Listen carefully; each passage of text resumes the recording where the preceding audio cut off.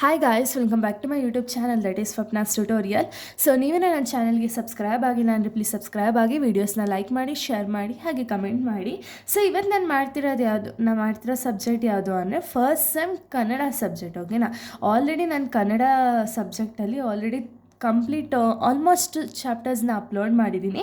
ಇನ್ನೊಂದು 2 ಬಾಕಿ ಇರ್ಬೋದು ಅಷ್ಟೇ, ಬಟ್ ನಾನು ಅದನ್ನು ಅಪ್ಲೋಡ್ ಮಾಡಿಕೊಡ್ತೀನಿ. ಸೊ ಅದಕ್ಕೂ ಮುಂಚೆ ಕ್ವಶನ್ ಪೇಪರ್ ಪ್ಯಾಟ್ರನ್ನ ನಾನು ಈ ಒಂದು ವೀಡಿಯೋದಲ್ಲಿ ಎಕ್ಸ್ಪ್ಲೈನ್ ಮಾಡ್ತಿದ್ದೀನಿ. ಓಕೆನಾ. ಸೊ ಯಾವ ರೀತಿ ಕ್ವಶನ್ಸ್ ಅರೈಸ್ ಆಗುತ್ತೆ ಆ್ಯಂಡ್ ಯಾವ ರೀತಿ ಕ್ವಶನ್ ಪೇಪರ್ ಪ್ಯಾಟ್ರನ್ ಅನ್ನೋದು ಯಾವ ರೀತಿ ಇರುತ್ತೆ ಅಂತ ಈ ಒಂದು ವೀಡಿಯೋದಲ್ಲಿ ನಾವು ನೋಡ್ತಾ ಹೋಗೋಣ. ಓಕೆನಾ. ಸೊ ಕನ್ನಡ ಲೆಸನ್ದು ಕ್ವಶನ್ ಪೇಪರ್ ಪ್ಯಾಟ್ರನ್ನ ನಾವು ಈ ಒಂದು ವೀಡಿಯೋದಲ್ಲಿ ನೋಡ್ತಾ ಹೋಗೋಣ. ಸೊ ನಿಮಗೆ ಟೋಟಲ್ ಆಗಿ ಫಸ್ಟ್ ಸೆಮ್ BCom ಅವ್ರಿಗೆ ಟೋಟಲ್ ಮಾರ್ಕ್ಸ್ ಎಷ್ಟು ಅಂದರೆ ನೀವು 80 ಮಾರ್ಕ್ಸಿಗೆ ಬರೀತೀರಾ. ಓಕೆನಾ. ಸೊ 80 ಮಾರ್ಕ್ಸ್ಗೆ ರೈಟಿಂಗ್ಸನ್ನು ಬರೀತೀರಾ ಆ್ಯಂಡ್ ಎಕ್ಸಾಮನ್ನು ಅಟೆಂಡ್ ಮಾಡ್ತೀರಾ 80 ಮಾರ್ಕ್ಸ್ಗೆ. ಸೊ ಇಲ್ಲಿ ನಿಮಗೆ ಟೋಟಲಿ 7 ಮೇನ್ಸ್ ಇರುತ್ತೆ. ಓಕೆನಾ. ಸೊ 7 ಮೇನ್ಸು ಕೂಡ ತುಂಬ ಇಂಪಾರ್ಟೆಂಟು.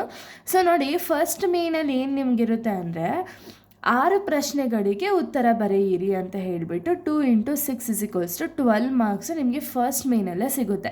ಸೊ ಇಲ್ಲಿ 2 ಮಾರ್ಕ್ಸ್ ಕ್ವಶನ್ಸ್ ಅನ್ನೋದು ಅರೈಸ್ ಆಗುತ್ತೆ. ಸೊ 2 ಮಾರ್ಕ್ಸ್ಗೆ ನಿಮಗೆ 6 ಕ್ವಶನ್ಸ್ ಅಟೆಂಡ್ ಮಾಡಬೇಕಷ್ಟೇ. ಓಕೆನಾ. 8 ಕ್ವಶನ್ಸ್ ಕೊಟ್ಟಿರ್ತಾರೆ, 6 ಕ್ವಶನ್ಸ್ ಮಾತ್ರ ಅಟೆಂಡ್ ಮಾಡಬೇಕು. ಸೊ ನಿಮಗೆ ಇಲ್ಲೇ 12 ಮಾರ್ಕ್ಸ್ ಅನ್ನೋದು ಸಿಗುತ್ತೆ. ಓಕೆನಾ.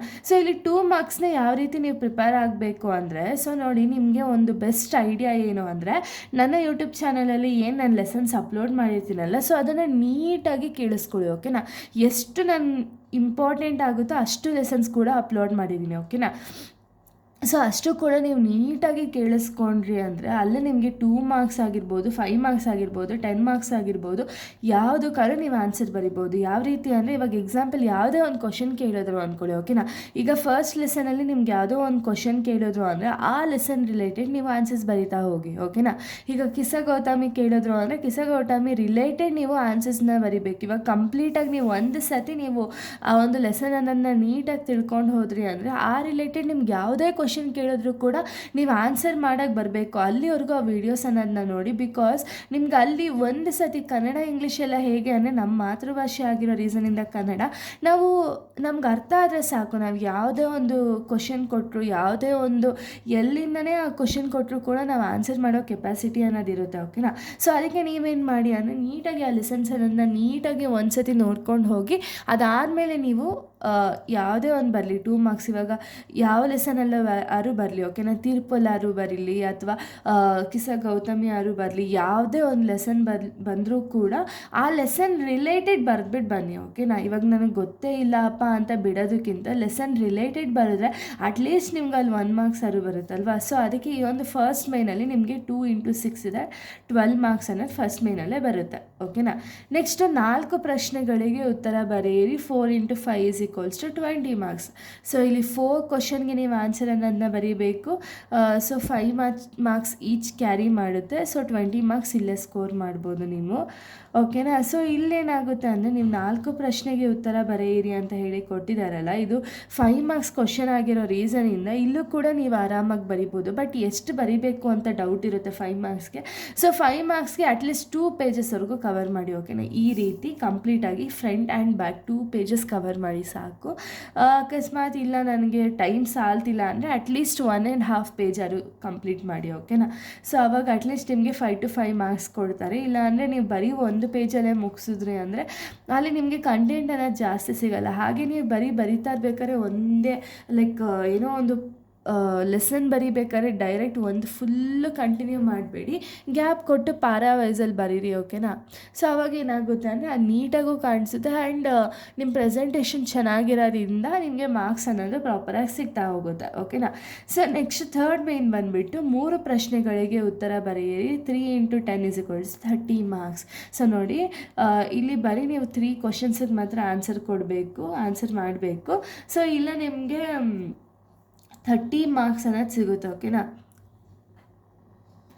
ಓಕೆನಾ. ಇಲ್ಲಿ ನೀವೇನು ಮಾಡಿ ಅಂದರೆ ಅಟ್ಲೀಸ್ಟ್ 4 ಪೇಜಸ್ವರೆಗೂ ಕವರ್ ಮಾಡಿ. ಯಾವುದೇ ಕ್ವಶನ್ ಬಂದ್ರೂ ಲೆಸನ್ ರಿಲೇಟೆಡು ಕಂಪ್ಲೀಟ್ ಸ್ಟಾರ್ಟಿಂಗಿಂದ ಸ್ಟೋರಿ ಬರೀರಿ, ಓಕೆನಾ. ಕಂಪ್ಲೀಟ್ ಸ್ಟಾರ್ಟಿಂಗಿಂದ ಬರೆದು ನೀವು ಅಟ್ಲೀಸ್ಟ್ 4 ಪೇಜಸ್ವರೆಗೂ ಕವರ್ ಅಪ್ ಮಾಡಿ. ಇವಾಗ ಏನು ನೀವು ಇಂಟ್ರಡಕ್ಷನ್ ಏನು ಬರೀತಿರಲ್ಲ, ಅಟ್ಲೀಸ್ಟ್ ಇಂಟ್ರಡಕ್ಷನ್ ಒಂದು 3/4 ಪೇಜ್ ಬರೀರಿ. ಇಂಟ್ರಡಕ್ಷನ್ ಬರೆದ್ಮೇಲೆ ಆ ಕ್ವಶನ್ ಏನು ಕೊಟ್ಟಿದ್ದಾರಲ್ಲ, ಕ್ವಶನ್ ರಿಲೇಟೆಡ್ ನೀವು ಬರಿತಾ ಹೋಗಿ, ಓಕೆನಾ.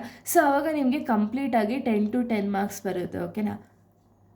ಸೊ ಇದು ನಿಮಗೆ ಲೆಸನ್ಸ್ ರಿಲೇಟೆಡ್, ಅಂದರೆ ನಿಮಗೆ ಲೆಸನ್ಸಿಂದ ಇಷ್ಟು ಮಾರ್ಕ್ಸ್ ಸಿಗುತ್ತೆ, ಅಂದರೆ 62 ಮಾರ್ಕ್ಸ್ ನಿಮಗೆ ಬರೀ ಲೆಸನ್ಸ್. ನೀವು ನೀಟಾಗಿ ಲೆಸನು ಪೊಯಮ್ ಏನಿದೆಯಲ್ಲ ಅದನ್ನು ಕಂಪ್ಲೀಟಾಗಿ ಪ್ರಾಪರಾಗಿ ಅರ್ಥ ಮಾಡ್ಕೊಂಡು ಹೋದರೆ ನಿಮ್ಗೆ ಇಲ್ಲೇ 62 ಮಾರ್ಕ್ಸನ್ನು ನೀವು ಸ್ಕೋರ್ ಮಾಡ್ಬೋದು, ಓಕೆನಾ. ಇದಾದಮೇಲೆ ನೆಕ್ಸ್ಟ್ ರಿಮೈನಿಂಗ್ ಎಲ್ಲ ಗ್ರಾಮರ್ ಪಾರ್ಟ್ಸ್, ಇದ್ರ ಬಗ್ಗೆ ನೀವು ತಲೆನೇ ಕೆಡ್ಸ್ಕೊಳ್ಳೋಂಗಿಲ್ಲ, ಯಾಕೆ ಅಂದರೆ ಆರಾಮಾಗಿ ಬರೀಬೋದು, ಓಕೆನಾ. ಸೊ ನೋಡಿ, ನೆಕ್ಸ್ಟ್ ಇರೋದೇನು ಅಂದರೆ ನಿಮಗೆ ಪತ್ರ ಬರೆಯಿರಿ ಅಂತ ಹೇಳಿದ್ದಾರೆ. ಇದು 5 ಮಾರ್ಕ್ಸು ಕೇಳುವಂಥ ಒಂದು ಕ್ವಶನ್, ಓಕೆನಾ. ಪತ್ರದ್ದು ನಾನು ಆಲ್ರೆಡಿ ಫಾರ್ಮ್ಯಾಟು ವಿತ್ ಒಂದು ಪತ್ರ ಎಕ್ಸಾಂಪಲ್ ನಿಮ್ಗೆ ಆಲ್ರೆಡಿ ಅಪ್ಲೋಡ್ ಮಾಡಿದ್ದೀನಿ. ಸೊ ಯಾರು ಆ ವೀಡಿಯೋಸ್ ನೋಡಿಲ್ವ, ಒಂದ್ಸತಿ ಆ ವಿಡಿಯೋನ ನೋಡಿ. ಯಾಕೆಂದರೆ ನಿಮಗೆ ಪತ್ರ ಬರೆಯಿರಿ ಅಂದಿದ ತಕ್ಷಣ ನನಗೆ ಈಸಿ ಅಂತ ಹೇಳಿ ಹೋಗ್ಬೋದು, ಬಟ್ ಒಂದ್ಸತಿ ಫಾರ್ಮ್ಯಾಟ್ನ ನೋಡಿಕೊಂಡ್ರೆ ನಿಮಗೆ ಪ್ರಾಪರಾಗಿ ಅರ್ಥ ಆಗುತ್ತೆ. ಎಲ್ಲಿಂದ ಬರುತ್ತೆ, ಆಮೇಲೆ ವಿಷಯ ಎಲ್ಲಿ ಬರಿಬೇಕು, ದಿನಾಂಕ ಎಲ್ಲಿ ಬರಿಬೇಕು, ಸ್ಥಳ ಎಲ್ಲಿ ಬರಿಬೇಕು, ಕಂಪ್ಲೀಟಾಗಿ ಎಲ್ಲ ಗೊತ್ತಾಗುತ್ತೆ, ಓಕೆನಾ. ಸೊ ಪತ್ರ ಬರೆಯಿರಿ, ಇದರಿಂದನೇ ನಿಮಗೆ 5 ಮಾರ್ಕ್ಸ್ ಅನ್ನೋದು ಬರುತ್ತೆ.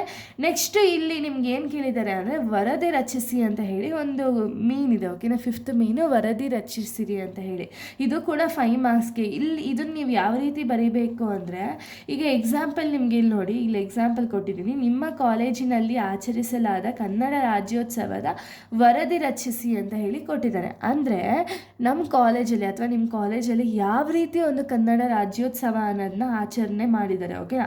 ಆ ರಿಲೇಟೆಡ್ ಇವಾಗ ಎಕ್ಸಾಂಪಲ್ ಕನ್ನಡ ರಾಜ್ಯೋತ್ಸವ ಅಂದರೆ ಏನೇನೆಲ್ಲ ಪ್ರೋಗ್ರಾಮ್ಸ್ನ ಕಂಡಕ್ಟ್ ಮಾಡಿದ್ದಾರೆ, ಯಾವ ರೀತಿ ಪ್ರೋಗ್ರಾಮ್ಸ್ನ ಎಕ್ಸಿಕ್ಯೂಟ್ ಮಾಡಿದ್ದಾರೆ, ಯಾವ ರೀತಿ ಪ್ರಿಪ್ರೇಷನ್ ಅನ್ನೋದನ್ನ ಮಾಡಿದ್ರಿ, ಕಂಪ್ಲೀಟಾಗಿ ಎಲ್ಲ ಡೀಟೇಲ್ಸ್ನ ನೀವೊಂದು ವರದಿ ಫಾರ್ಮಲ್ಲಿ ಬರೀಬೇಕು, ಓಕೆನಾ. ಇದು ಕೂಡ ಪ್ಯಾರಾವೈಸ್ ಬರೋದ್ರೆ ಏನು ಇಶ್ಯೂ ಇಲ್ಲ, ಬಟ್ ಏನು ಅಂದರೆ ನೀಟಾಗಿ ಬರೀರಿ. ಹೆಡ್ಡಿಂಗ್ ಅನ್ನೋದನ್ನ ಹಾಕಿ, ಹೆಡ್ಡಿಂಗ್ ಹಾಕಿದ್ಮೇಲೆ ಒಂದು ನಾರ್ಮಲ್ ಪ್ಯಾಸೇಜ್ ಥರನೋ ಅಥವಾ ಹೆಸರು ರೀತಿನೋ ಬರೀಬೇಕು ನೀವು, ಓಕೆನಾ. ಸೊ ವರದಿ ಅನ್ನೋದನ್ನ ರಚಿಸಬೇಕು. ಇಲ್ಲಿ ನಿಮಗೆ ಇಲ್ಲೂ ಕೂಡ 5 ಮಾರ್ಕ್ಸ್ ಅನ್ನೋದು ಸಿಗುತ್ತೆ, ಓಕೆನಾ. ನೆಕ್ಸ್ಟು ಈ ಕೆಳಗೆ ಕೊಟ್ಟಿರುವಂತಹ ಸೊ 3ನೇ ಒಂದು ಭಾಗಕ್ಕೆ ಸಂಕ್ಷಿಪ್ತಗೊಳಿಸಿ ಸೂಕ್ತ ಶೀರ್ಷಿಕೆ ಕೊಡಿ ಅಂತ ಹೇಳಿ ಕೊಟ್ಟಿದ್ದಾರೆ. ಇದು 4 ಮಾರ್ಕ್ಸ್. ಈ ರಿಲೇಟೆಡು ನಾನು ಆಲ್ರೆಡಿ ಅಪ್ಲೋಡ್ ಮಾಡಿ ಒಂದು ವಿಡಿಯೋನ ಮಾಡಿದ್ದೀನಿ, ಓಕೆನಾ. ಒಂದು ವಿಡಿಯೋ ಮಾಡಿ ಅಪ್ಲೋಡ್ ಮಾಡಿದ್ದೀನಿ. ಯಾಕೆ ಅಂದರೆ ಇದನ್ನು ಯಾವ ರೀತಿ ಬರಿಬೇಕು ಅಂತ ಹೇಳಿ ನಾನು ಆಲ್ರೆಡಿ ಅಲ್ಲಿ ವಿಡಿಯೋ ಮಾಡಿ ಅಪ್ಲೋಡ್ ಮಾಡಿದ್ದೀನಿ. ಒಂದ್ಸತಿ ಈ ವಿಡಿಯೋನ ನೋಡಿ, ಓಕೆನಾ. ನೆಕ್ಸ್ಟ್ ನಿಮಗೆ ಗೊತ್ತಿರುವಂತಹ 5 ಗಾದೆ ಮಾತುಗಳನ್ನು ಪಟ್ಟಿ ಮಾಡಿ 4 ಮಾರ್ಕ್ಸ್ ಕೊಟ್ಟಿದ್ದಾರೆ. ಇಲ್ಲಿ ಬರೀ ಪಟ್ಟಿ ಮಾಡಿ ಅನ್ನೋ ರೀಸನಿಂದ ಬರೀ ನೀವು ಲಿಸ್ಟ್ ಔಟ್ ಮಾಡಬೇಕಾಗುತ್ತೆ, ಒಂದು 4 ಗಾದೆಗಳನ್ನ ಲಿಸ್ಟ್ ಔಟ್ ಮಾಡಬೇಕಾಗುತ್ತೆ. ಸೊ ನನ್ನ ಒಂದು ಸಜೆಷನ್ ಏನು ಅಂದರೆ, ನೀವು ಬರೀ 4 ಗಾದೆ ಓದ್ಕೊಂಡು ಹೋಗಬೇಡಿ, ಅಟ್ಲೀಸ್ಟ್ ಒಂದು 8 ಗಾದೆ ಯಾರು ನೋಡ್ಕೊಂಡು ಹೋಗಿರಿ. 8 or 10 ನೀವು ನೋಡ್ಕೊಂಡು ಹೋಗಿದ್ರೆ ಏನಾಗುತ್ತೆ ಅಂದರೆ, ನಿಮಗೆ ಇಲ್ಲಿ ಬರೀ 4 ಗಾದೆಗಳನ್ನ ಬರೆದಿದ ತಕ್ಷಣ 4 ಮಾರ್ಕ್ಸ್ ಕೊಡ್ತಾರೆ ಅನ್ನೋ ಗ್ಯಾರಂಟಿ ಇರಲ್ಲ. ಅಟ್ಲೀಸ್ಟ್ ನೀವು 6 ಆರು ಬರೀಬೇಕಾಗುತ್ತೆ. ಸೊ ಅದಕ್ಕೆ ಅಟ್ಲೀಸ್ಟ್ ಒಂದು 8 ಗಾದೆ ಯಾರು ನೋಡ್ಕೊಂಡು ಹೋಗಿರಿ, ಓಕೆನಾ. ಸೊ ಇದು ಕನ್ನಡ ಕ್ವಶನ್ ಪೇಪರ್ ಪ್ಯಾಟ್ರನ್ ಆಗಿದೆ.